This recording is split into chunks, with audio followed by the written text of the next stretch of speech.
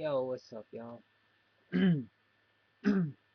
It's your man Kamari, aka Slow Motion. And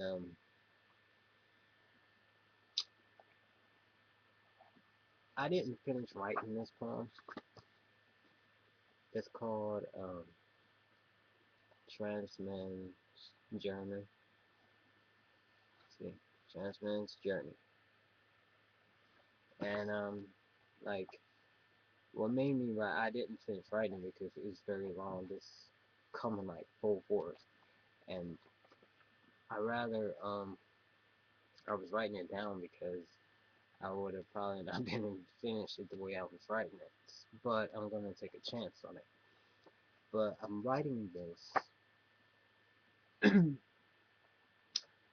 I'm writing this because every trans man has a journey, and not every trans man's journey is the same. Some is uplifting, some is long and drawn out, some is fast and quick, some is happy, some is sad. Every every trans man has a different journey, and different reaction to how their journey is. And I wanted to write this out in a poem, but it's so freaking long. So um, that second half of this is like gonna be full freestyle, so it's gonna be coming off the dome.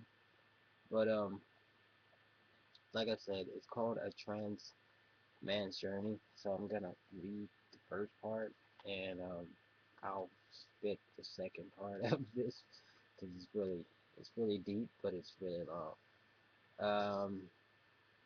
And usually this is how it goes for some. I remember back when I started my research about how to transition into the man I was supposed to be, looking at different images of bottom and top surgeries, seeing the different results of other guys who was thinking the same thing, and saying one day that's going to be me on here, with a flat chest, hair on my face, and a nice sized dick that will please the ladies. Yep, soon that's going to be me. So the journey begins. Find a therapist and keep going for about 6 months. Then he hands me a letter and says I'm ready to start hormone therapy.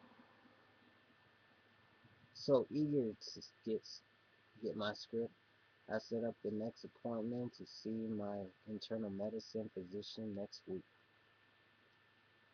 Went in and I was nervous, but excited at the same time. The nurse called me back and took me into one room while I was waiting to be seen. She asked me a few questions and asked me why I come. I told her I was starting hormone therapy and that I was a transplant. As I was waiting in the room for the doctor to see me, all I could do was say thank you to the man upstairs for making this that was a dream to me now was becoming a reality.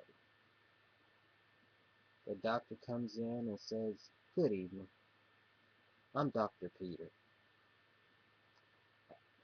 He asked me questions and then he said, "We need to do some blood work and then I will write out your script."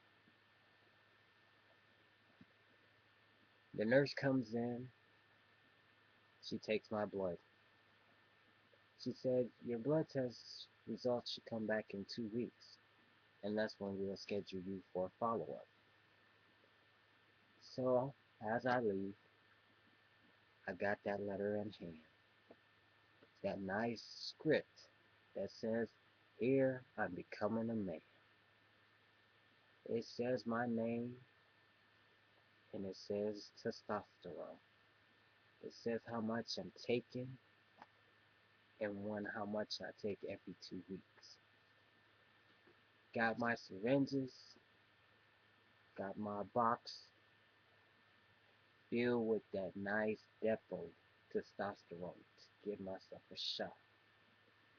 I ran home so fast I couldn't even see my own legs.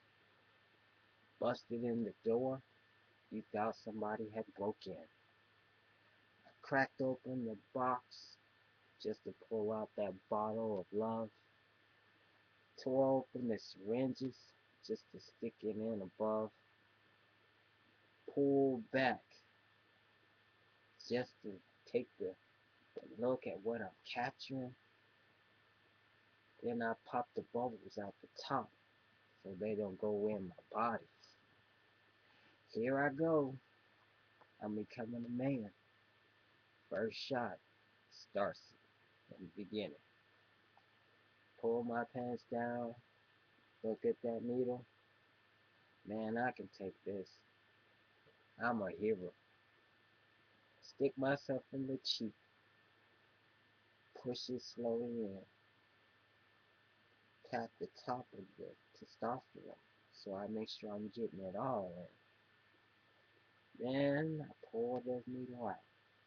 I pop it back into the plastic, throw it away. Now I took my first shot of testosterone. I'm smiling, and all them times I've been smiling, all up in the mirror to see how much facial hair was coming in, seeing how my face is changing and my voice is dropping. The appearance of a man is showing. Man, I feel it growing. My muscles are starting to change. I feel like I could take on the world like 10 men. I'm up in the gym lifting weights. My chest is starting to flat out. Now I'm looking to get chest surgery because I'm now feeling like I could get it out. I get myself in this research again, trying to find that man or woman who won't cost too much just to remove these so I can walk around with no shirt on like other men do. Found me a nurse that says she's around the corner. Maybe it might cost me about 5,000. Oh yeah, yeah, I can get down with that. My journey has came a long way. Look at me smile. All my friends are saying, man, you ain't the same. Y'all ain't liking who I become because I look like a man. But you know how lesbians are. They don't want to associate with too many dudes, especially when they knew that you used to be cool and you used to mess with chicks too, who like to mess with chicks too. Man, in disbelief, it's almost 2 weeks. I'm finna get my surgery. My friends might have left, my family flee. Now I'm left by myself, just getting my surgery. Nobody here but my companion who stuck by me. So, she sat on the side of my bed while we was waiting. They told her the procedures that I was taking and not how many hours they'd be lacking. She sat in the waiting room. She was crying. I was finally losing something that made me less of a man that I was becoming. Here I would walk, flat chested and all, facial hair, and now I'll soon have a flat chest. The next thing will be getting some bones. But in the end, the journey don't last that long. Because once you get everything changed, there's nothing to talk about at all anymore. See, we realize that we be so happy about getting that first shot, and then we realize that we have something to talk about the changes and how we look and our appearance and how people perceive us and do we get the acceptance of who we are. But then when you think about it, after you've done the T, that's all you really got left, what you started with. You didn't change your chest. Everybody saw the results. You didn't got bottom surgery. There's nothing really much to tell anything about. Except you got balls the size of little baby coconuts, and maybe a dick until you, unless you got a philoplasty. And then, like I said, your journey really is over. There's nothing really to talk about. It's like the beginning to an end of a story.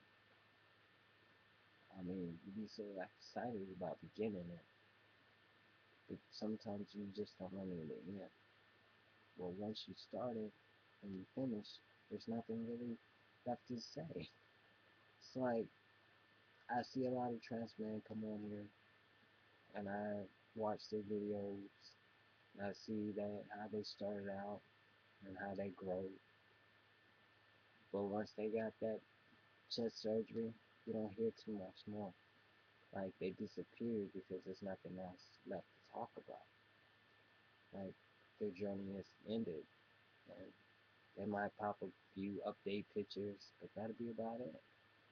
So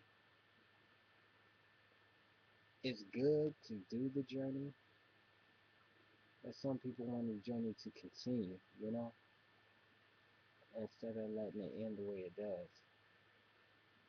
I mean, I like to know about the updates and stuff, but where do you go from now you have hair on your face, now you have a wife, you know, now you walking in men's world.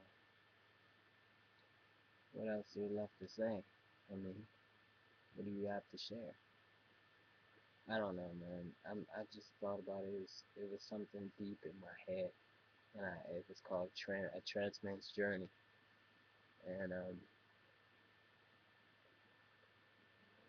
that's kind of what I just. It's like, wow, you know, it's nothing really left of trans on you when you complete yourself as a man, I guess, you know. So I don't know. I think I embrace my uniqueness because I like being on the ride of the journey because on my journey I say when it ends and I start it when I want to start it and I end it when I want to end it. And I'm not in a big rush, you know.